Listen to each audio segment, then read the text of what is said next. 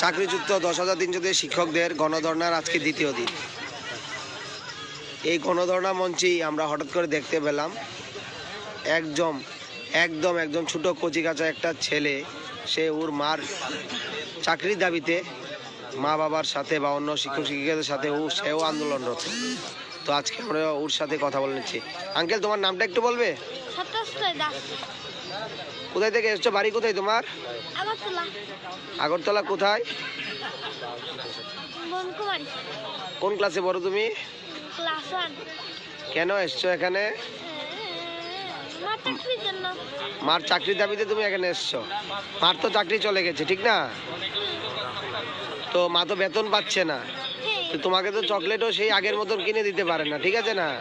তো তুমি রাজ্যের মাননীয় মুখ্যমন্ত্রী, বা তুমি মার চাকরি দাবির জন্য কি বলবে? তুমি নিজে থেকে বলো, তুমি বলো নিজে থেকে, কাউকে জিজ্ঞেস করো, তুমি বলো চাকরিটা কি তোমাদের মার জন্য চাই নাকি না হলে ভালো? তোমার কি চকলেট চাই কি চাই না?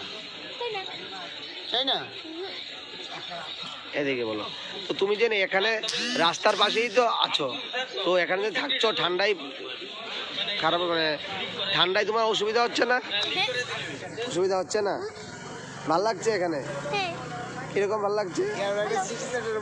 সবার সাথে বসে আছে, সেটা খুব আনন্দ হচ্ছে না? রাজ্যের মাননীয় মুখ্যমন্ত্রী মহাশয়ের কাছে চাকরিচ্যুত 10,300 শিক্ষকদের পক্ষ থেকে কাতর আবেদন। এই ফুটফুটে শিশুটা মার চাকরির দাবিতে আজ রাজপথে। আপনারও শিশু আছে, আপনারও ছেলে মেয়ে আছে। আপনার ছেলে মেয়ে যদি এইভাবে চাকরির দাবিতে রাজপথে রাত 12টায় রাত কাটাতে হয়, মাননীয় মুখ্যমন্ত্রী মহাশয় আপনার কীরকম মনের ভাবটা হবে? এই ছোট শিশুটাও আজকে ওর মার চাকরির দাবিতে রাজপথে।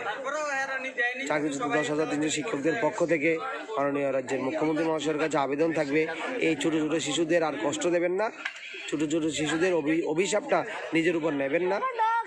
ওনাদের পরিবারের যেই চাকরিচ্যুতি ঘটেছে, মা বাবা বা যারই চাকরিচ্যুতি ঘটেছে, ওনার চাকরিটা ফিরিয়ে দিয়ে এই ছোট শিশুদের মুখের হাসিটা আপনি ফিরিয়ে দিন। আপনার কাছে আবারও একটা অনুরোধ রইল, এই ছোট ছোট শিশুদের মুখের হাসিটা অবশ্যই ফিরিয়ে দেবেন, এই আশা রেখে আমরা আবারও আপনার কাছে কাতর আবেদন করতে চাইছি, 10,300 শিক্ষকদের চাকরিটা ফিরিয়ে দিন।